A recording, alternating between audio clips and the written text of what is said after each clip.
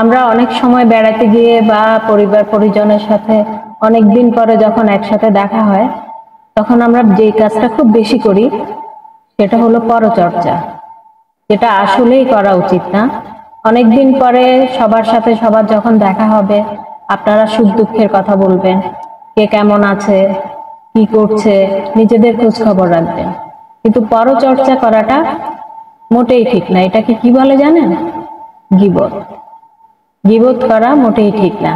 আসুন আমরা জেনে নেই কোরআন আর হাদিসের আলোকে গীবত কাকে বলে। রাসূলুল্লাহ সাল্লাল্লাহু আলাইহি সাল্লাম সাহাবীদের জিজ্ঞেস করলেন, গীবত কাকে বলে? তোমরা কি তা জানো? উপস্থিত সবাই বললেন, আল্লাহ আর তার রাসূল সাল্লাল্লাহু আলাইহি সাল্লাম ভালো জানেন।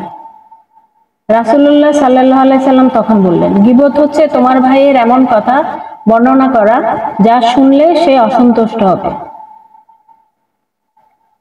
কারো অনুপস্থিতিতে অন্যের সামনে তার দোষ নিয়ে আলোচনা করাই গীবত।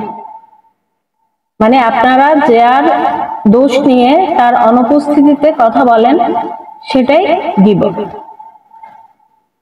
সাহাবীরা প্রশ্ন করলেন, বর্ণনা করা দোষ ওই ভাইয়ের মধ্যে যদি থাকে তাহলে কি তা গীবত হবে?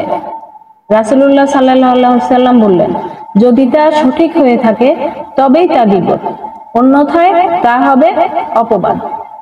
মুসলিম হাদিস ৬৩৫৭, বুখারী হাদিস ৫৬১৩। ইসলামে গীবত বা পরনিন্দা সম্পূর্ণরূপে হারাম ও নিষিদ্ধ। গীবত করা ও গীবত শোনা সমান অপরাধ। অনেকে পরনিন্দাকে নিষিদ্ধ বলে মনেই করেন না। মদ্যপান, চুরি, ডাকাতি, ব্যভিচার ইত্যাদির চেয়েও মারাত্মক ও নিকৃষ্টতম পাপ ও কবিরা গুনাহ গীবত। গীবত বা পরনিন্দা মহাপাপ। গীবত নিয়ে কোরআন হাদিসে কি আছে চলেন আমরা সেটা শুনে আসি। কোরআনে আল্লাহ বলেছেন, তোমরা একে অপরের প্রতি দোষারোপ করো না, একে অপরকে মন্দ নামে ডেকো না। সূরা হুজরাত আয়াত 12। কোরআনে আরো আছে, দুর্ভোগ এদের প্রত্যেকের যে সামনে ও পেছনে লোকদের নিন্দা করে, যে অর্থ জমায় ও বারবার তা গোনে, ভাবে যে এই অর্থ তাকে অমর করে রাখবে, কখনোই না। তাকে তো ফেলা হবে হুতামায়। হুতামা কি, তুমি কি তা জানো? এটা আল্লাহর প্রজ্বলিত হুতাশন, যা হৃৎপিণ্ডগুলোকে গ্রাস করবে, ওদেরকে বেঁধে রাখবে দীর্ঘায়িত স্তম্ভে। সূরা হুমাজা আয়াত ১ থেকে ৯।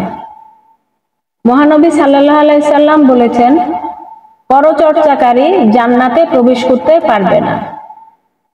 রাসূলুল্লাহ সাল্লাল্লাহু আলাইহি সাল্লাম বলেছেন, যখন আমাকে মিরাজে নিয়ে যাওয়া হলো, তখন আমাকে তামার নখওয়ালা একজন লোকের পাশ দিয়ে নিয়ে যাওয়া হলো। তারা তাদের নখগুলো দিয়ে মুখমণ্ডলে আর মুখে আঘাত করে ক্ষতবিক্ষত করছিল। আমি জিজ্ঞেস করলাম, হে জিবরাইল, এরা কারা?